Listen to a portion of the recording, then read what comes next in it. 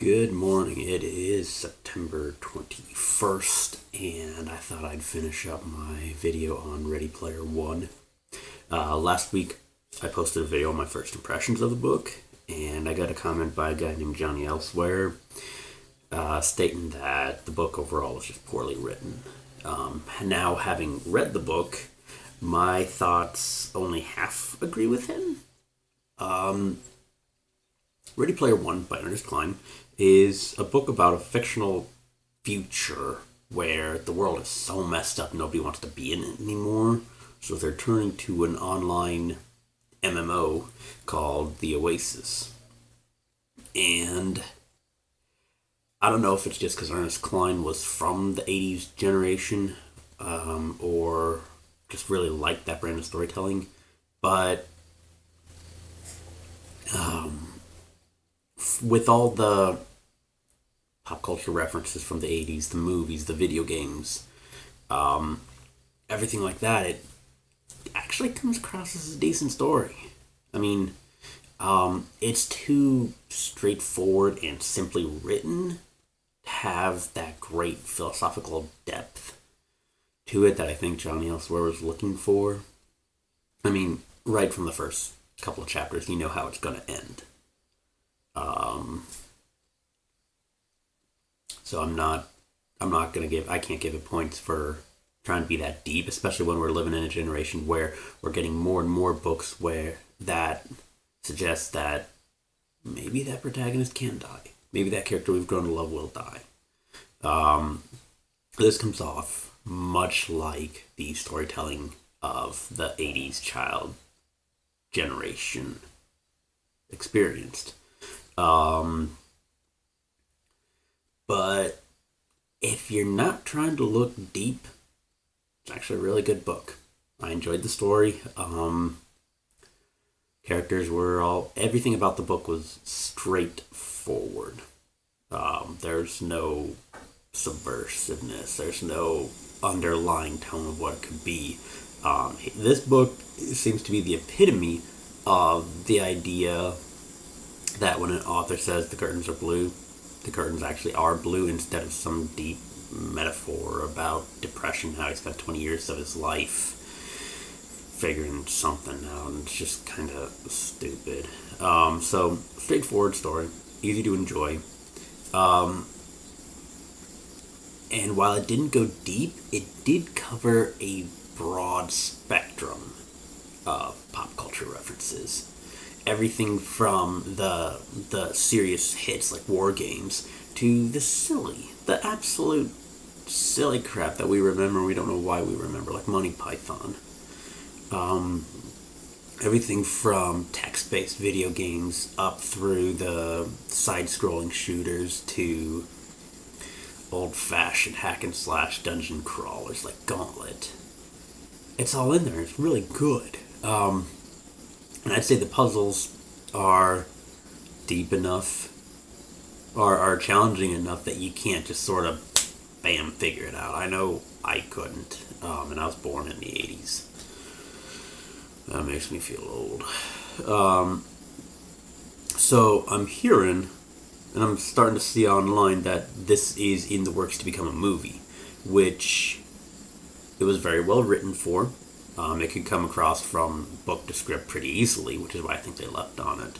I could possibly do another video talking about character choices, which, as far as casts go, I got my own opinions on that one. You can check out the links below. I'm going to post one or two of them where I've seen books that I've loved and wanted to add my own unique, wonderful little cast to them.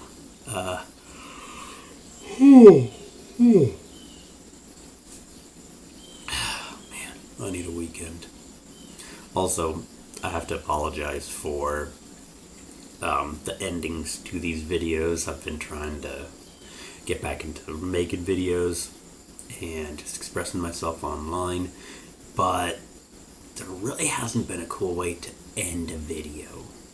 You know, it's not like you can take some of the etiquette from writing letters and just tack it on. I love you, everybody. Well, that could work. work. It just doesn't work for me. And the biggest thing I want my channel to be about is genuinely the things I'm interested in. So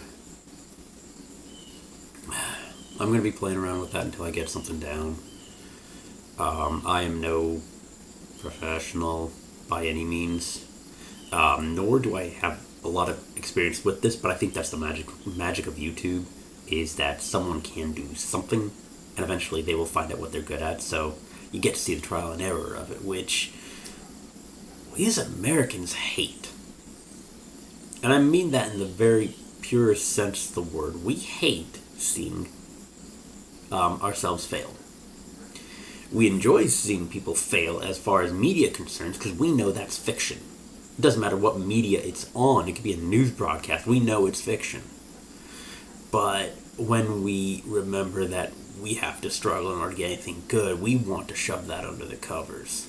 We want to make sure that we're only producing good things, that we're only producing the best things, and no one has to see the whole messy cut and paste edit and learn and fail again and learn. But I don't know. I think we need to embrace an idea that we're allowed to fail. I mean, obviously, if it's something we should know how to do, failing just kind of means we let business become personal or personal become business, which not always the best idea. But if you're trying something new, why can't that be enough? You're trying something. Like, I've got a forge and an anvil outside. I'm gonna figure out what I'm doing there. I've got a buddy at work who's a journeyman blacksmith, and she's gonna hopefully make me suck less in that regard. So I'm not sure why Americans have just suddenly had this idea that they're not allowed to fail. That whatever thing we're trying, we have to succeed at it. I mean, I guess if I looked hard enough, I could find some music role models that really keep pushing that idea that the only means of success is only having success. But I don't know. I applaud the courage it takes to try something more than the ability to produce something. I mean, that's how stuff started. I mean, you go back to the Revolutionary War. We had a general in charge of heavy armaments who didn't have a clue about heavy armaments, but he'd read a book. He was a librarian and a bookstore owner, and he'd read a book about cannon management. So, well, he's got more experience than anyone else. If we fail, we'll all fail together. And anyone great in the building of America, which I'm going to call the golden era of America, because we've kind of lost that at this point. During that age of expansion, there's people who said, why not give it a shot? Lewis and Clark, good example of that one. All of the inventors, except Edison. I don't really count Edison because he stole ideas from people who should have gotten it. But Tesla, great example. He had a passion for something and he went out and did it. Probably had hundreds of failures, but then we're now getting to this point where nothing is acceptable unless it reaches some level of usefulness or some level of already showing success. You can't simply fail for the sake of learning. I'd like to get back to that one. I think people should get back to that one. But anyways, I've taken too much of your time already, so enjoy your day. Go do something.